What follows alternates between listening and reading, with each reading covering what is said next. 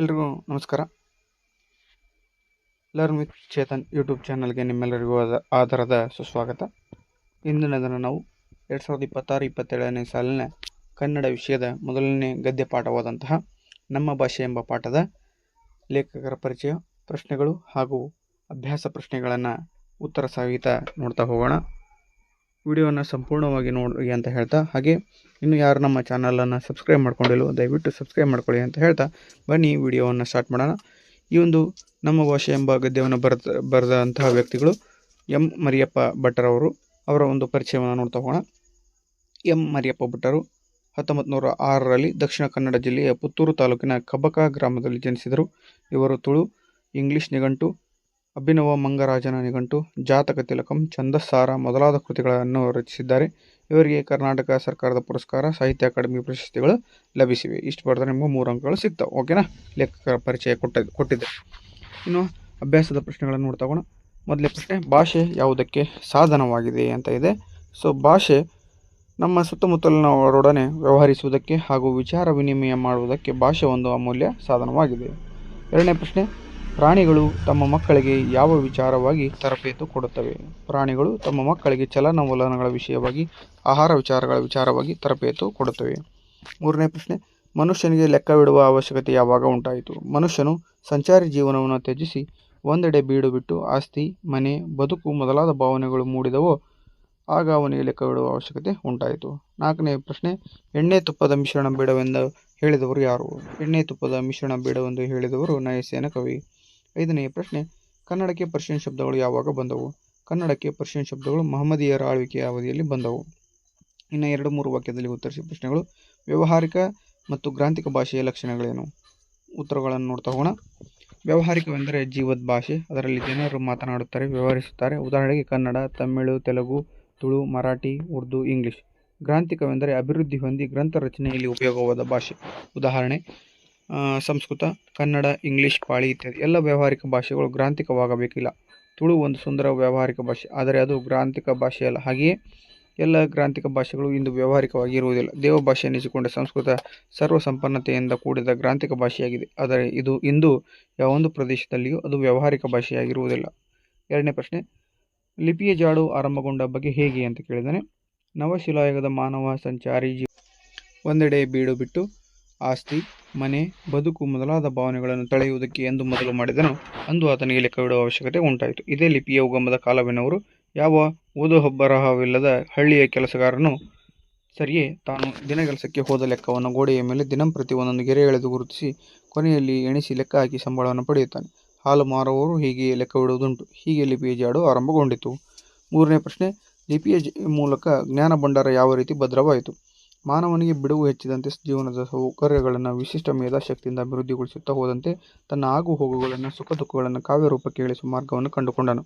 ಸಾಹಿತ್ಯ ವಿವಿಧ ರೂಪದಲ್ಲಿ ಬೆಳೆಯಿತು. ಲೆಕ್ಕಪತ್ರಗಳನ್ನಿಡಲು ಉಪಯುಕ್ತವಾದ ಮೂಲ ಲಿಪಿಯನ್ನು ಮತ್ತಷ್ಟು ಪರಿಷ್ಕರಿಸುತ್ತಾ ಸುಂದರವಾದ ಸಾಹಿತ್ಯ ಕೃತಿಗಳನ್ನು ಬರೆದಿಡುವುದನ್ನು ಮಾನವ ಕಲಿತುಕೊಂಡ.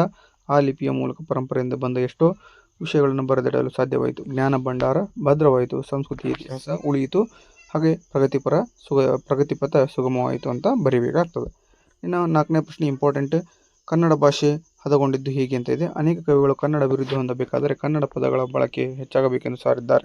ಅಂಥವರ ವಾಣಿಯಿಂದ ಕನ್ನಡದ ವೀಣೆ ಮಧುರವಾಗಿ ಮಿಡಿಯಿತು. ಮುಂದೆ ಬಸವೇಶ್ವರ, ಅಲ್ಲಮ ಪ್ರಭುಗಳಂತಹ ಶರಣವರೆಣ್ಯರು, ಚಾಮರಸ ಕುಮಾರವ್ಯಾಸರಂಥ ಕವಿಪುಂಗವರು, ಪುರಂದರದಾಸ, ಕನಕದಾಸರಂತಹ ದಾಸಶ್ರೇಷ್ಠರು ಸುಲಭ ಮಾರ್ಗವನ್ನೇ ತುಳಿದರು. ತಮ್ಮ ತಮ್ಮ ಅನುಭವ ಸಾರವನ್ನು ಸುಲಭವೂ ಸುಂದರವೂ ಸಹಜವೂ ಆದ ಮಾತುಗಳಿಂದ ಹೃದಯ ಮುಟ್ಟುವಂತೆ ಅಭಿವ್ಯಕ್ತಪಡಿಸಿದರು. ಹೀಗೆ ಕನ್ನಡ ಭಾಷೆ ಹದಗೊಂಡಿತು.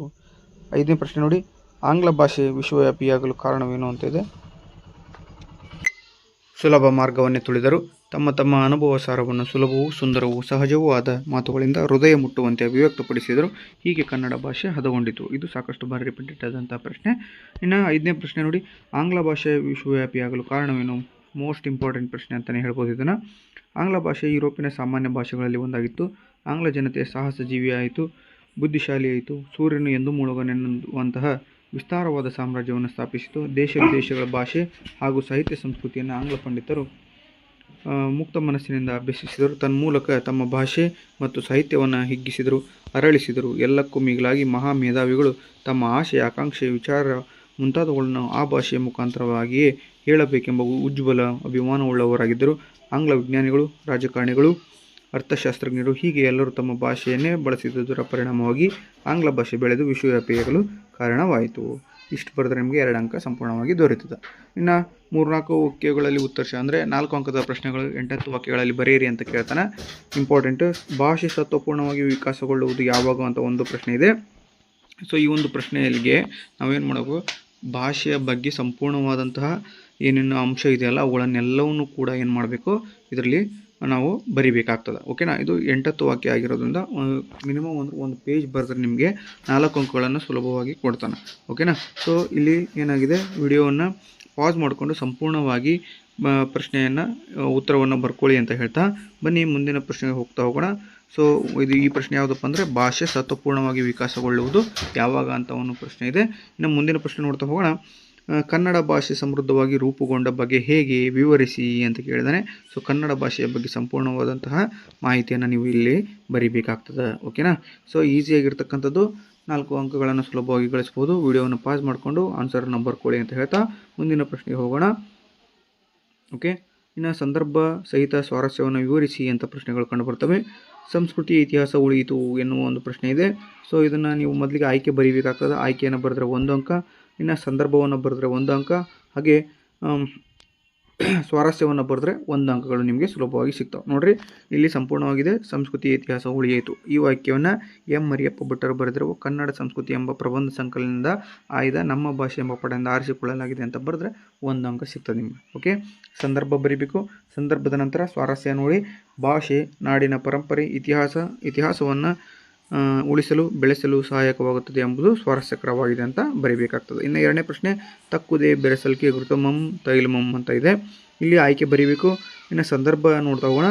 ಕನ್ನಡಕ್ಕೆ ಬಹಳ ಪ್ರಾಚೀನ ಕಾಲದಿಂದಲೂ ಸಂಸ್ಕೃತದ ಪೋಷಣೆ ದೊರೆಯುತ್ತಾ ಬಂದಿದೆ. ವೈದಿಕ ಹಾಗೂ ಜೈನ ಧಾರ್ಮಿಕ ತತ್ವಗಳನ್ನು ಕನ್ನಡದಲ್ಲಿ ವಿವರಿಸಬೇಕೆಂಬ ಅಭಿಲಾಷೆಯಿಂದ ಅನೇಕ ಪಂಡಿತರು ಉತ್ತಮ ಕಾವ್ಯಗಳನ್ನು ರಚಿಸಿದರು. ಆದರೆ ಅವರಲ್ಲಿ ಅನೇಕರು ಕನ್ನಡವನ್ನು ಸಂಸ್ಕೃತಮಯವನ್ನಾಗಿ ಮಾಡಿಬಿಟ್ಟರು. ಇಂತಹ ಪರಿಸ್ಥಿತಿಯನ್ನು ಗಮನಿಸಿ 12ನೇ ಶತಮಾನದ ನೈಸೇನ ಕವಿ ತಕ್ಕುದೇ ಬೆರೆಸಲಿಕೆ ಘೃತಮಂ ತೈಲಮಂ ಅಂದರೆ ಎಣ್ಣೆ ತುಪ್ಪದ ಮಿಶ್ರಣ ಮಾಡುವುದು ಯೋಗ್ಯವಾದುದಲ್ಲ. ನಮಗೆ ತುಪ್ಪವೂ ಬೇಕು, ಎಣ್ಣೆಯೂ ಬೇಕು, ಸಂಸ್ಕೃತವೂ ಬೇಕು, ಕನ್ನಡವೂ ಬೇಕು ಆದರೆ ಎಣ್ಣೆ ತುಪ್ಪದ ಸ್ವಾದ ಮಿಶ್ರಣ ಬೇಡ ಎಂಬುದನ್ನು ಹೇಳ್ತಾರೆ. ಇಲ್ಲಿ ಸ್ವಾರಸ್ಯನ ಬರೀಬೇಕಾಗ್ತದೆ. ಕನ್ನಡ ಭಾಷಾ ಸಾಹಿತ್ಯದಲ್ಲಿ ಸಂಸ್ಕೃತ ಪದಗಳನ್ನು ಸೇರಿಸಿ ಕಾವ್ಯ ರಚಿಸಿದರೆ ಕಾವ್ಯ ರಚಿಸುವುದಿಲ್ಲ, ಅದು ಅಸ್ವಾದ ಎಂದು ಕವಿ ಹೇಳ್ತಾರೆ. ಇನ್ನು ಸಿಗುರು ತೆಗೆದ ಕಬ್ಬಿನಂತೆ ಉಷ್ಣ ಅಳಿದ ಹಾಲಿನಂತೆ ಅನ್ನೋ ಒಂದು ಪ್ರಶ್ನೆ ಇದೆ. ಸೊ ಅದನ್ನು ಕೂಡ ಎಂ ಮರಿಯಪ್ಪ ಆಯ್ಕೆ ಬರೀಬೇಕು. ಹಾಗೆಯೇ ಸಂದರ್ಭವನ್ನು ಬರೀರಿ. ನೆಕ್ಸ್ಟು ಸ್ವಾರಸ್ಯವನ್ನು ಬರೆದ್ರೆ ನಿಮಗೆ 3 ಅಂಕಗಳು ಸುಲಭವಾಗಿ ದೊರೀತಾವೆ. ಓಕೆ. ವಿಡಿಯೋನ ಪಾಸ್ ಮಾಡಿಕೊಂಡು ಆನ್ಸರ್ನ ಬರ್ಕೊಳ್ಳಿ. ಇನ್ನು 4ನೇ ಪ್ರಶ್ನೆ, ಒಬ್ಬ ತಾಯಿಯ ಗಾನದ ಶ್ರುತಿಯಂತೆ. ನೋಡಿದ್ದು ಅತ್ಯಂತ ಇಂಪಾರ್ಟೆಂಟ್ ಪ್ರಶ್ನೆ, ಸಾಕಷ್ಟು ಬಾರಿ ರಿಪೀಟೆಡ್ ಆಗಿರ್ತಕ್ಕಂಥದ್ದು ಎಕ್ಸಾಮ್ಗಳಲ್ಲಿ. ಇದನ್ನು ಕೂಡ ನೀವು ಏನು ಮಾಡಬೇಕು, ಆಯ್ಕೆ ಬರೀಬೇಕು. ಸಂದರ್ಭವನ್ನು ಬರೀರಿ. ಅಷ್ಟೇ ಅಲ್ಲದೆ ಸ್ವಾರಸ್ಯವನ್ನು ನೀವು ಬರೆದಿದ್ದೆ ಆದಲ್ಲಿ 3 ಅಂಕ ಸುಲಭವಾಗಿ ಸಿಗ್ತಾವೆ. ಓಕೆನಾ. ಎಕ್ಸಾಮ್ಗಳಲ್ಲಿ ಏನು ಮಾಡಿ, ನಿಮಗೆ ಆನ್ಸರ್ ಗೊತ್ತಿಲ್ಲ ಅಂದರೂ ಇದು ಯಾವ ಒಂದು ಪಾಠದಿಂದ ಬಂದಿರತಕ್ಕಂಥ ಆಯ್ಕೆಯನ್ನು ಬರೆದ್ರೆ ನಿಮಗೆ 1 ಅಂಕ ಸಿಗ್ತದೆ. ಓಕೆ. ಸೊ ಬಿಟ್ಟಿರುವ ಸ್ಥಳಗಳನ್ನು ಸೂಕ್ತ ಪದಗಳಿಂದ ತುಂಬಿ ಅಂತ ಇದೆ. ಸೊ ಇದೇನು ನಿಮಗೆ ಬೇಡವಾಗಿರ್ತಕ್ಕಂಥದ್ದು. ಇಷ್ಟು ಮಾಹಿತಿ ಕೂಡ ನಮ್ಮ ಭಾಷೆ ಎಂಬ ಪಾಠದ ಅಭ್ಯಾಸದಾಗಿರ್ತದೆ.